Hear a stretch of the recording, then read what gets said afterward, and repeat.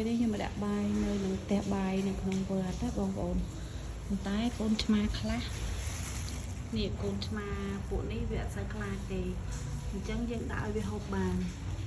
ប៉ុន្តែមកបងប្អូនមកទៅខ្ញុំដាក់ចោលហើយខ្ញុំដើរចេញមកចូលមកហើយចូលមកលបខ្លាចមែនតើនៅមានកន្លែងនោះ2 3ទៀតនេះនៅក្នុងនេះ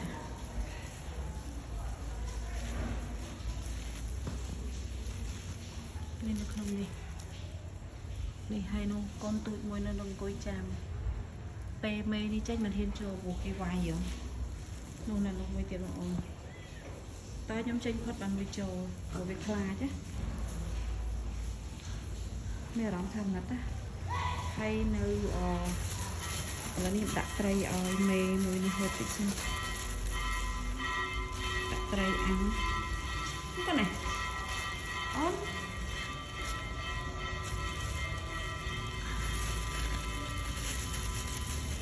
កូននេះហូបតែសាច់ទេ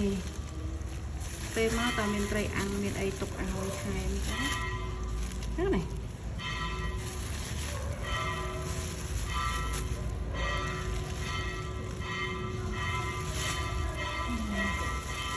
ពួកនេះ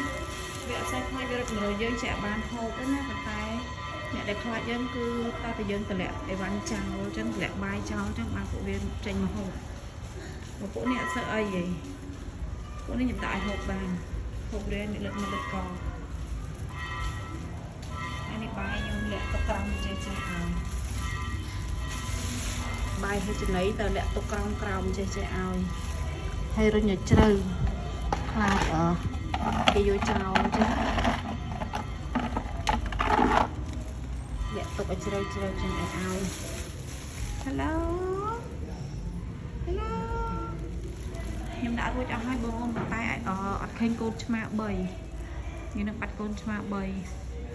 អត់ឃើញហើយមេឆ្មាបាត់2អត់ឃើញព្រោះសារមិនសមមិញថ្ងៃហ្នឹងព្រឹកមិញគេធ្វើបន់តែដល់ពេលស្មាហ្នឹងយើងមករោទៅវាអត់ឃើញណាមិនស្អីតែវាទៅពូននៅណាមេនេះឡើងមកហើយនេះបងអូននេះមេកូន9ខ្ញុំខានបង្ហាញបងប្អូនយូរហើយមេកូន9នេះបែបនេះមេកូន9តែគេយកមកចោលកាលមុនហ្នឹងនេះខូចផ្ដាំហើយតែវាយកមកនៅយាមទេចូលមកវាយឆ្មាស៊ីលើហ្នឹងអញ្ចឹងតបិទទ្វារៀងចិត្តតិចទៅវាចករួចឯងចុះទៅទំបានបាយស៊ីរួច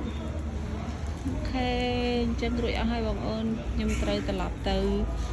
សិលថាវិញទៅដាក់បាយឲ្យកូននៅនឹងទៀត